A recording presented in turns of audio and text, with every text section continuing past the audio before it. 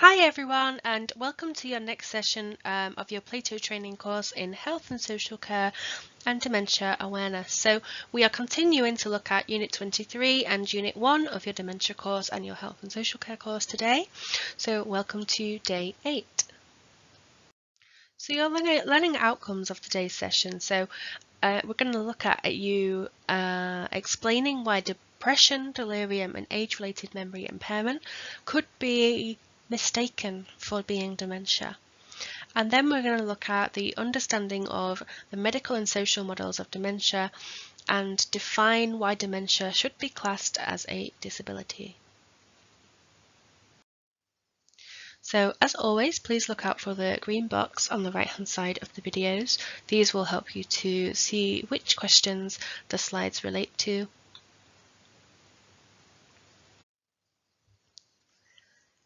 Lots of your questions in this chapter are level 2, so just like yesterday, you're going to need to be writing plenty of detail. Make sure you're writing lots of content and detail to meet that criteria at the level. The questions with the D in the brackets are at level 2. So we looked at some important words for this unit yesterday, just a recap of those if you need those. So dementia, symptoms, cerebral hemispheres. And then for today's, it's more to do with these words, so depression, stress, delirium, and risk factors. So a bit of a recap from yesterday's session, just in case you need it really. So the most common causes of dementia that we are looking at are Alzheimer's disease, vascular dementia, Lewy body dementia, and frontotemporal dementia. Remember that it's very complex. Dementia is a complex syndrome that affects the brain functioning. It's irreversible loss of the cognitive or mental capacity of memory, such as there is a decline in a person's behaviour and ability to function socially, physically, and emotionally over time. So let's have a look at depression versus dementia. So depression disorder and dementia are common in older people, and they may occur separately or they may occur together. So somebody may have depression, somebody may have a dementia. Some people will have depression and dementia. So diagnosis is often challenging because there are frequency of symptoms which are common to both disorders. So we're going to have a look at those in a moment.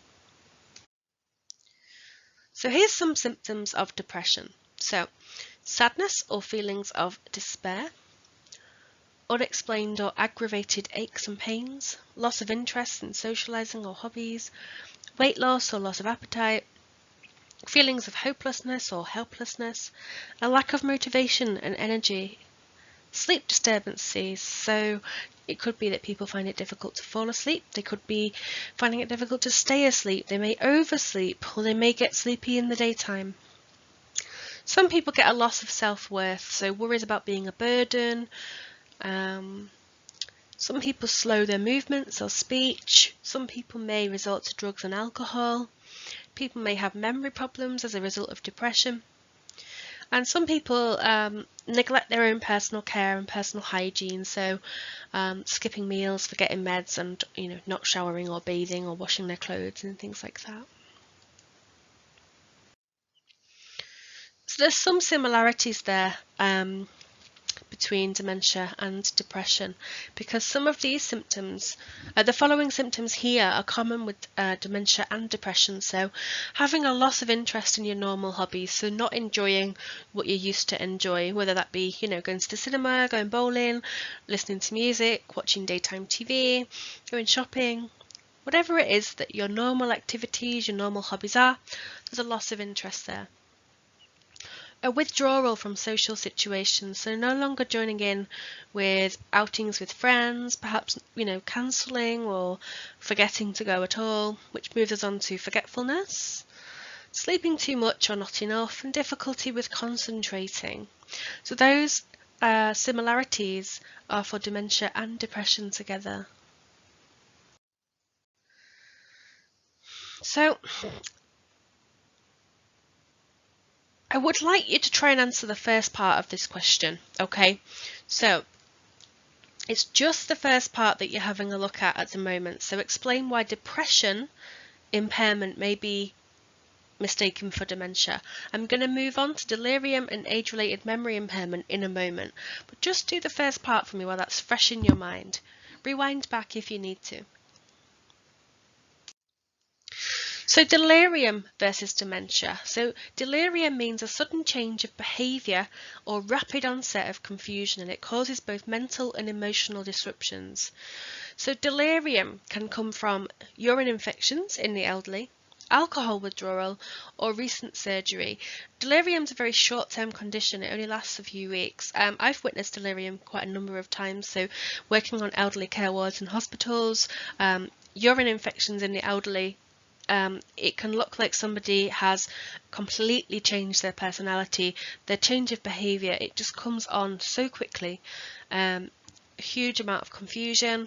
I was working with one lady and it was visiting times, and she got up out of her bed, walked towards the sink in the bay, so a communal bay, a communal sink, normally where sort of nurses would wash their hands, not where patients would normally sort of access, and she just started washing herself, including down below, completely stripped herself naked, and that was completely out of character for her since we'd even known her on the ward. For her family it must have been really shocking, and this was in front of other visitors at,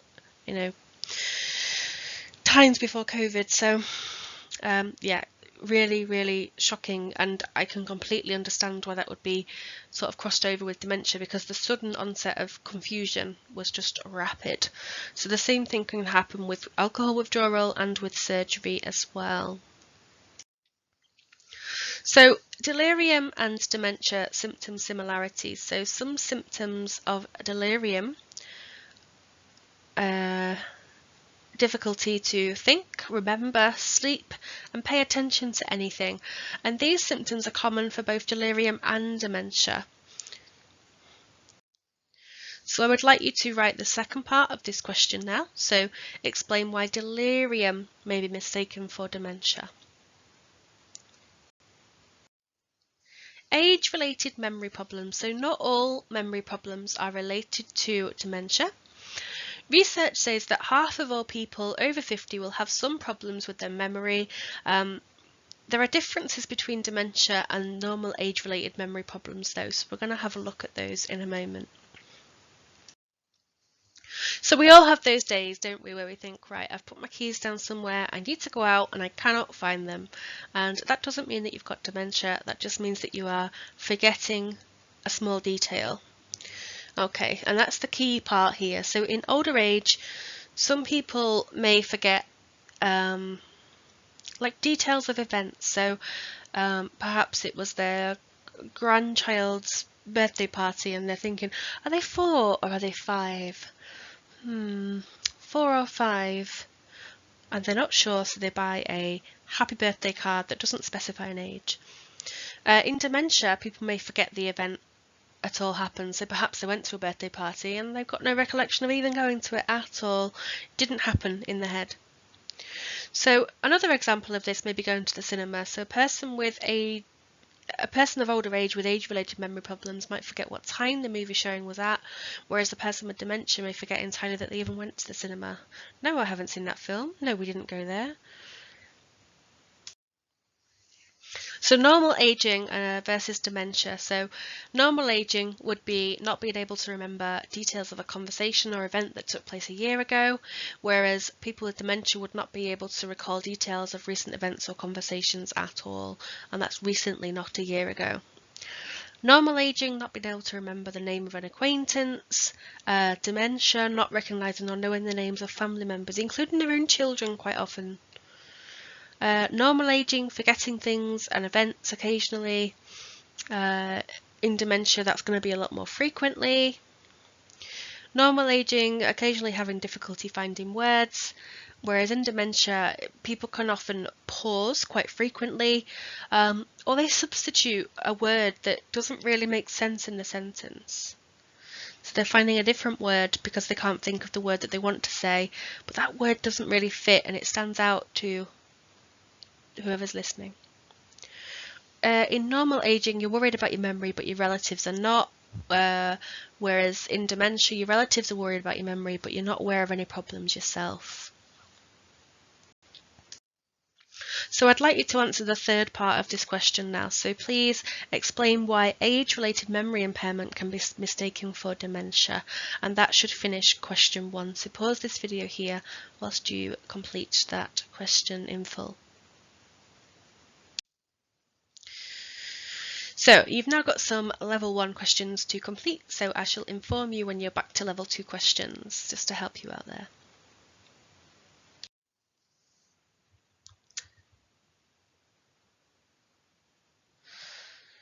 So a bit of a recap about respecting and valuing service users as individuals. So we looked at this last week. So what effect can respecting and valuing service users as individuals have on a service user?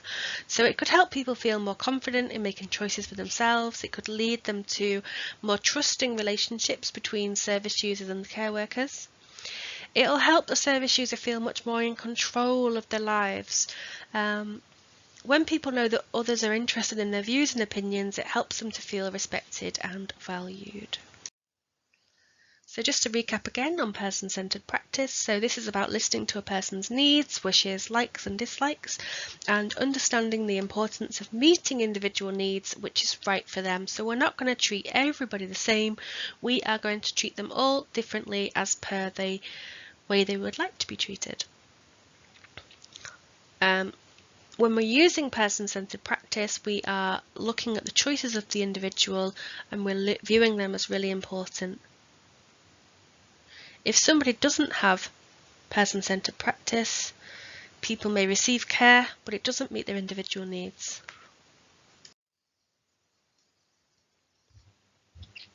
Person-centered care plans, so finding out information. So you need to ask the person that you're caring about what they want. The person should always be at the centre of their care plan. You may need to ask others for some help, so you may need to ask their families, their partners, their friends for some more information. The more information you have on the individual, the more person-centred their care can become. You should build a history of the person if they can no longer tell you who they are themselves. So because somebody's got dementia, they may find it very difficult to tell you what they do like, what they dislike, what their routines are, what their hobbies were. So this is where friends, family and other carers can tell you a bit more about their service user. So they can tell you about their history. What were they like? Where did they work? Did they have any grandchildren? Did they have any children? Are they an auntie? Are they an uncle? Painting a picture of who the person is that you are caring for will add value to the care that you can provide to that service user. So why is it so important in planning care? So you can find things out that may trigger restricted behaviour. So what we don't want is somebody to get particularly upset by something. So if I give you an example of this, when I was working in a residential care home for people with dementia, there was a lady who was approached by a member of care staff and she said, "Oh, did you have children?" And the lady just burst into tears and she said, "We could not have children, we could not have children." And it was like she was reliving those words all over again that she, first heard probably many years ago. And it was really sad. So finding out about the person and knowing how to sort of speak to them and what their life has been like is going to really help you to stop those triggering aspects of behaviour. Routines, so what are they used to doing? Because if we change things, that can have quite a big effect. We also need to make sure that we're using the right method of communication that works for them. So if we use Makaton, but they sign using British Sign Language, these two methods of signing are completely different. So it'd be like speaking Spanish to an English speaking person. Just because we have the same alphabet doesn't mean that our language is similar. So we need to make sure that we are using acceptable language when we are consulting with the service user. We need to think about cultural needs. They may have forgotten what religion or culture they are, so we need to make sure that they are respected for, who they chose to be or who they are.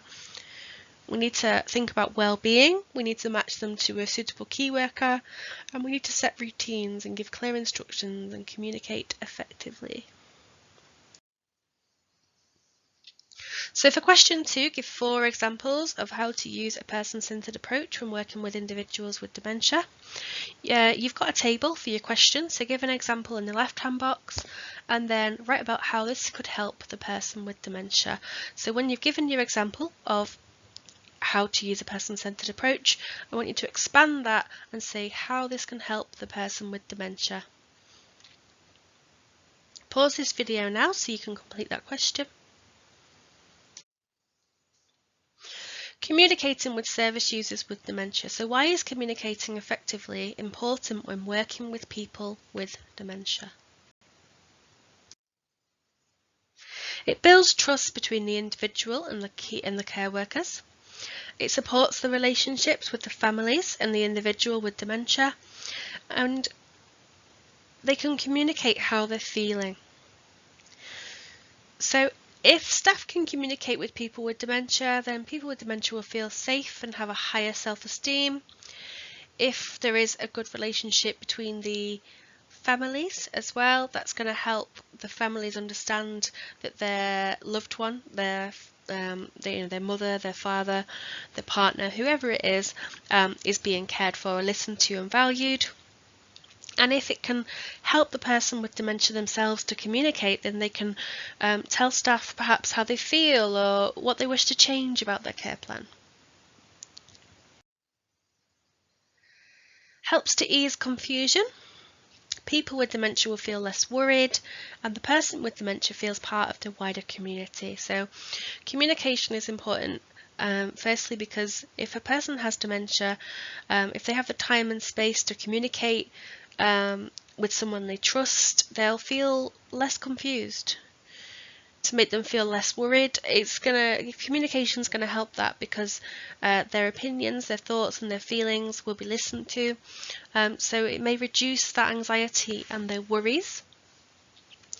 The wider community, so they may be able to join in more with activities. It may be more positive to take them out into community events.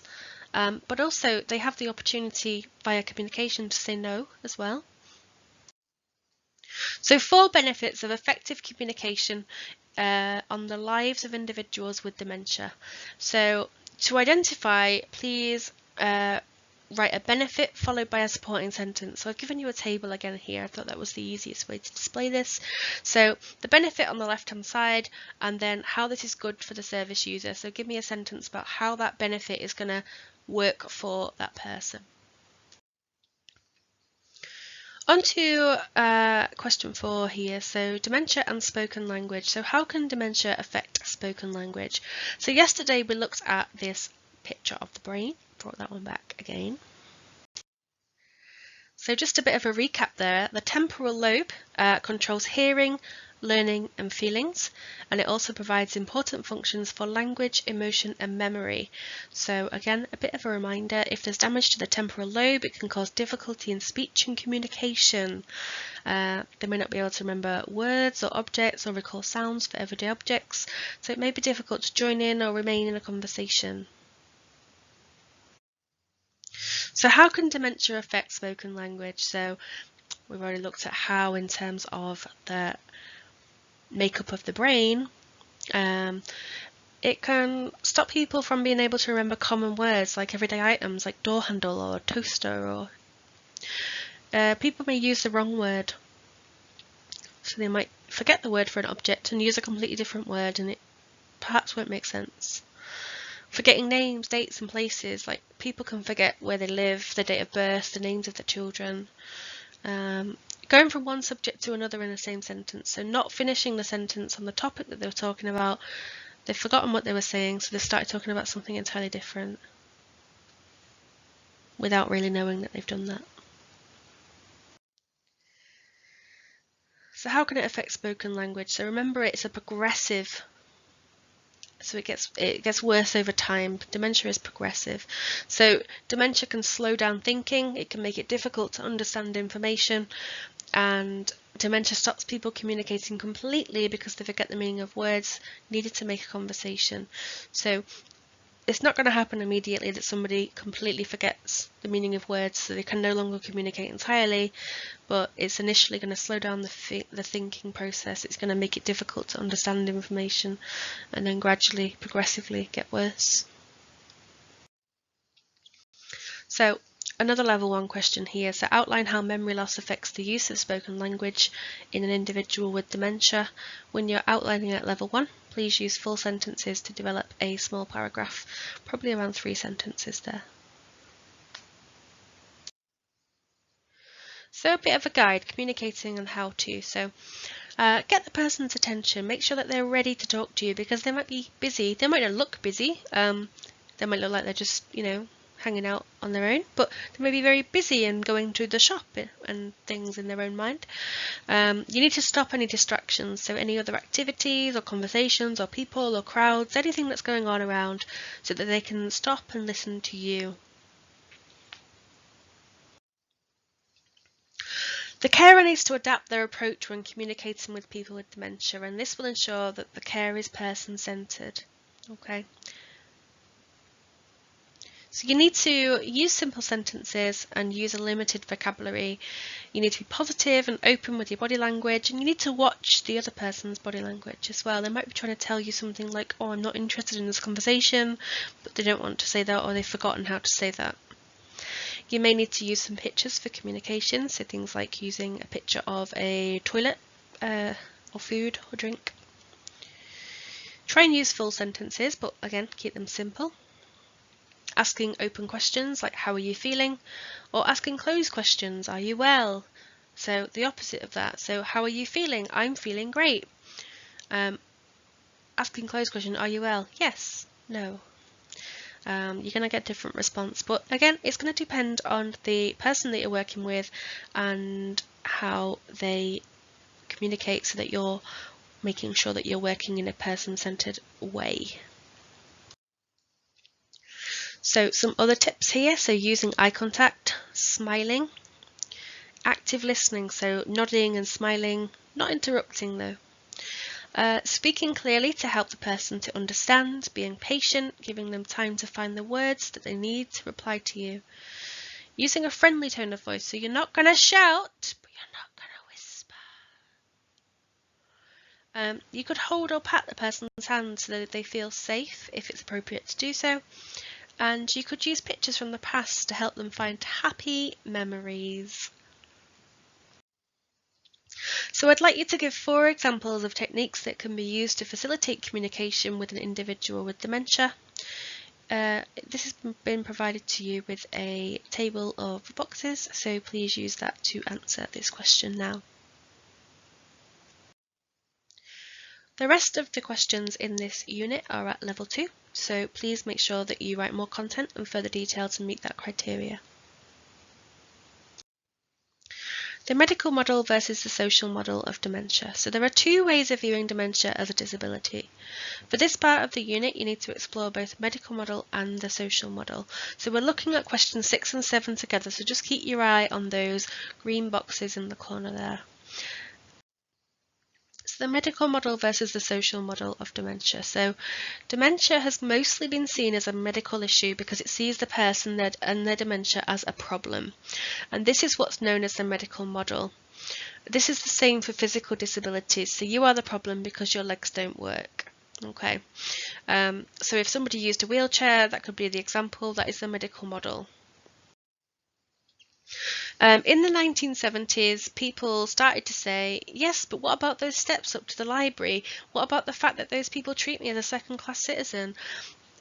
These things are just as much of a problem as my legs not working, and this is what became known as the social model.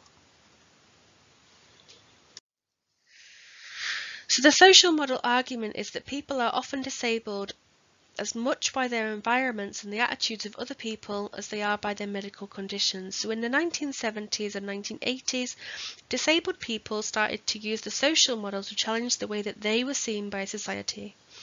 It resulted in huge changes to the way that many people with disabilities saw themselves and how they were seen by others and the experiences that they had.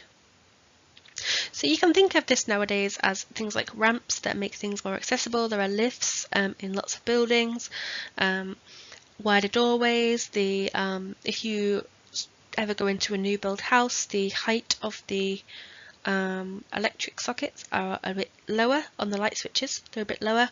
That's so somebody in a wheelchair could reach them. There's always a downstairs toilet for accessibility as well in a new build house. So most people will see dementia as the individual's problem. Most people still see that. They might say, you have dementia, that's why you can't understand the bus timetable. But other people see that bad environments and the attitude of others can be a major barrier to people with dementia. And they might say the bus timetable is so badly written and designed that it's hard for everybody to read. I myself get frustrated with bus timetables. I'm a driver, so I don't often get the bus, but if I do, it's like, what does it say, 10:15, then every 7 minutes after that until 3 o'clock. Oh, you sat there with your hands trying to work out the time and it's not on time anyway. So the medical model views dementia as a pathological problem that needs medical treatment. The medical model views dementia as a declining condition where a person loses their functional abilities and can have behavioural and psychiatric disturbances. The social model views dementia by acknowledging the medical model, but focuses on those remaining skills and abilities of the person rather than looking at what they can't do. And it looks at outside factors like the environment around them and where they live. So the medical model of dementia views dementia as a medical condition that needs to be managed by experts like doctors, and it's dependent on expert help. It views dementia as a pathological problem, and it compares somebody with dementia to somebody who is normal. The focus is on what changed biologically and how it negatively affects the individual. The focus is on the need for medical treatment for dementia, like modern medicines and drug trials. So it's always trying to fix the problem through medicine and seeing it as a negative thing. The medical model looks at only the behaviours of dementia, not the context these behaviours are displayed. The medical model fails to recognise the effects that social factors could have. Dementia is seen to be caused by something the individual has done, and the individual can be blamed for having dementia. So we're going to look at some of the reasons why people get dementia in, I think tomorrow. So things like smoking and obesity that can cause cardiovascular problems like in the heart that can lead to dementia. So it's looking to blame the person. The medical model encourages these types of attitudes. So you are the problem. It's about what you can't do. The most important thing is a cure for dementia. People with dementia can't make decisions. People with dementia are victims or sufferers and need our sympathy. People with dementia are passive dependent. So I would like you to answer question 6 there, outline the medical model of dementia. So outline at level 2. You need to make sure you're writing in full sentences to develop a large paragraph. You need to show that you understand what the medical model is, and then show how dementia could be viewed under this model. The social model of dementia. So the social model recognises both the biological and the social factors of dementia. It acknowledges that dementia is a biological condition, but it concentrates on a person's remaining abilities and skills.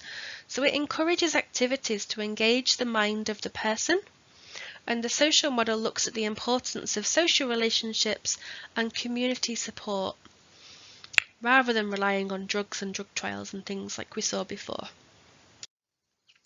The social model looks at the individual as a person, so the person with dementia for who they are. It recognises behaviours may be part of their identity, part of their dementia, or the behaviour may be caused by something other than dementia, like the environment or the bus timetable that we just looked at. The social model of dementia promotes empowerment for the individual with dementia, regardless of the cause of the condition. So smoking and obesity and everything else that we looked at before is taken out of the equation. A cure would be great, of course, but meanwhile there are lots of barriers to people with dementia. These include the attitudes of others and the physical environment. So let's look at what people with dementia can do. People with dementia should be at the centre of the process of making decisions wherever possible and should be supported to participate fully. People with dementia have rights, they deserve respect and are much more than their dementia alone. People with dementia can be active citizens, and those are some of the attitudes that the social model encourages. So I would like you to now outline the social model of dementia. So to outline at level 2, please make sure you're writing in full sentences to develop a large paragraph. You need to show in this question that you understand what the social model is and then how dementia could be viewed under this model. Is dementia a disability? Should we view dementia as a disability? So think about what we looked at in the medical model and the social model of dementia. Is dementia a medical problem requiring a solution, or is it an environmental problem caused by society? What does the word disability mean? A mental health condition is considered a disability if it has a long-term effect on your normal day-to-day activity, and this is defined under the Equality Act of 2010. Your condition is long-term if it lasts or is likely to last 12 months or more. Normal day-to-day activity is defined as something that you do regularly in normal everyday life. This includes things like using a computer, working to set times, or interacting with people. So this is taken from the gov.uk website and is taken from the Equality Act of 2010, the definition of a disability. So just have a think about that there for a moment. Is dementia a disability under those definitions there? So what does the word disability mean? So the Equality Act of 2010, this is the law that protects disabled people from unfair discrimination in the UK, and it defines disability as a physical or mental impairment that has a substantial and long-term negative effect on a person's ability to do normal daily activities. So I think you'd agree, many people with dementia would be classed as disabled under this law, but some might not, because some people will be in the very early stages of dementia where it's not having a substantial and it's not yet a long-term negative effect on their life. So what does the word disability mean? So when the law talks about disability, it is referring to the various impairments caused by illnesses and conditions. It talks about how people should be protected from unfair treatment because of their impairments. Many people with dementia would be classed as disabled under law, but some will not. So why should dementia be classed as a disability? If dementia was classed as a disability, it would give the person dignity and respect. It would give the person the same rights relating to their condition under the Mental Capacity Act, advocacy and safeguarding protection for vulnerable adults. So we're going to have a look at those in more detail now. So dignity. The person with dementia is an individual with feelings. Treat them with respect and dignity. So remember that your person that you care for is still an individual. They still have feelings, and dementia can affect people in very different ways. So people may be struggling with tasks that they always found easy, and that can be very difficult. What you and others say and do can also be disturbing, so avoid discussing the person's condition in his or her presence. So not talking about, oh, she has dementia, she can't do this. It's not fair. They need dignity. Promotion and protection of human rights. So it's important to have a basic understanding of the Mental Capacity Act here. The law can affect what we do as healthcare workers and to support people with dementia and their families. Now, nobody would expect you to know every sentence and every clause of the Act that relates to your country, but a basic understanding will help you to provide care that is in the person's best interests and, importantly, that remains within the law. So let's have a look at the Mental Capacity Act. So people with dementia can often become unable to make decisions for themselves as their condition progresses. When this happens, this is said to be a lack of capacity. The Mental Capacity Act covers important decision-making relating to an individual's property, their finances, and their health and social care. It also applies to everyday decisions like personal care and what to wear and what to eat. So it can help people with dementia, their carers and professionals to make decisions both now and in the future, because it's looking after their sense of who they are, their personal care, in what they wear and what they eat. But also if they've got a house, if they've got lots of bank accounts and savings, and also their care decisions are looked after as well. Advocacy. Okay, so what is advocacy? Advocacy helps people speak up about things that are important to them. So sometimes people need support expressing what they want to say and having their point of view taken seriously. Advocates are there to be on somebody's side. They can help a person access information, they can help them to explore different options and understand their rights, so they can make decisions for what they want about, in their own lives. So what does the advocate do? So advocates spend time getting to know the person so they can support the individual to put their views and preferences forward. They don't give any advice and they don't make decisions for others. They're just there to support the individual to put their ideas forward. They might support by being there at meetings, helping a person make contact with the right people, and speaking to them in situations where they don't feel able to speak for themselves.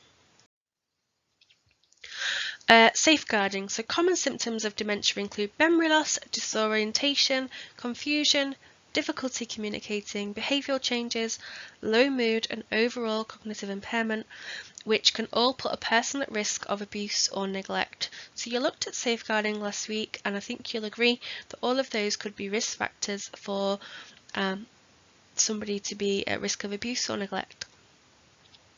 Concerns about neglect are common because dementia can affect a person's ability to speak out, or it can make them confused about what's going on around them.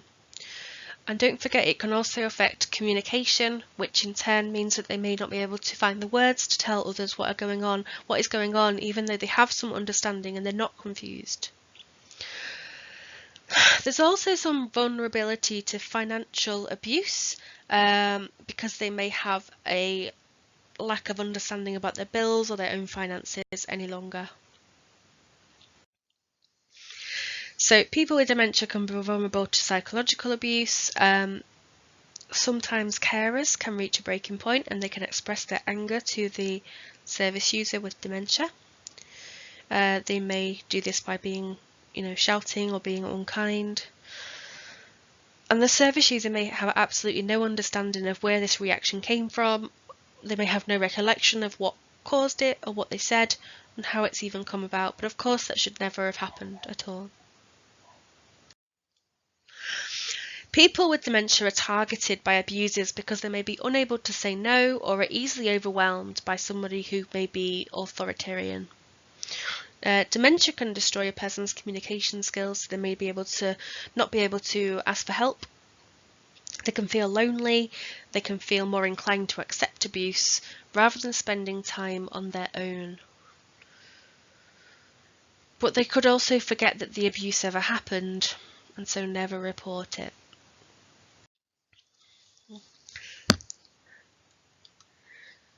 So I have for you some case studies here, so let's have a look at these together. So you work as a sheltered housing warden. Mr. and Mrs. Green have been together for over 50 years and live in sheltered housing flats. Mrs. Green has dementia. She's confused and can no longer undertake any of the domestic tasks. Mr. Green is becoming more and more impatient with her, shouts at her and calls her stupid on a regular basis. He controls all the money and tells her what she can and cannot do. Mrs. Green presents as unkempt and has started to smell. When Mr. Green shouts at her, she cowers and shakes. So does this raise any safeguarding concerns, and if so, what may be occurring? Mrs. Fante is a 90-year-old woman with dementia who came to the UK from Ghana in the 1960s. Her daughter has recently died and her other family live a considerable distance away. She needs a lot of care but wants to continue to live on her own with home care support. You work for a new care agency which has taken over her care, but each time you visit she's become increasingly distressed. Today she complains that you and the other carers are often late and she's had to sit for hours going hungry and sometimes are soiled and wet incontinence pads. She also says that the other carers, shout at her. So, does this raise any safeguarding concerns, and if so, what type of abuse could be occurring? Mr. Jones is an elderly man with dementia who lives alone in a rented home. He lost his wife 2 years ago. You work as a home care assistant and it is your first time visiting Mr. Jones. Mr. Jones answers the door but can barely open it. The hallway is blocked with rubbish and old newspapers. When you make a comment that you're concerned about the amount of rubbish piling up, he replies defensively that it's none of your business and get out of my house. Does this raise any safeguarding concerns? If so, what type of abuse could be happening? So, the case studies highlight the importance of dementia being classed as a disability because they highlight the vulnerabilities of those people with dementia. Those scenarios you would need to report your safeguarding concerns to the safeguarding team so that a proper assessment could be done. There's risks of financial abuse, emotional abuse, verbal abuse and physical abuse, but also a lack of a safe environment, and these all need passing on to the relevant person in your organisation. So that leads us on to question 8. Why dementia should be viewed as a disability? So when you're answering at level 2, please make sure that you answer using full sentences and develop paragraphs. I'd like to see 3 paragraphs with 3 to 4 sentences per paragraph. To explain, you should be using conjunctions, which are also called joining words, such as because, therefore, however, but and as. This question has a few different elements, so firstly work through the lesson looking at the definitions of what a disability is, and for each definition of disability relate whether you think dementia is a disability or not, and then I'd like you to also work through those that we just looked at, such as safeguarding dignity. So you should now have come to the end of your lesson and completed your today's work booklet. So you should now be able to explain why depression, delirium and age-related memory impairment may be mistaken for dementia. And you should now also understand the medical model and social model of dementia and define why it should be classed as a disability. Thanks for watching. See you tomorrow.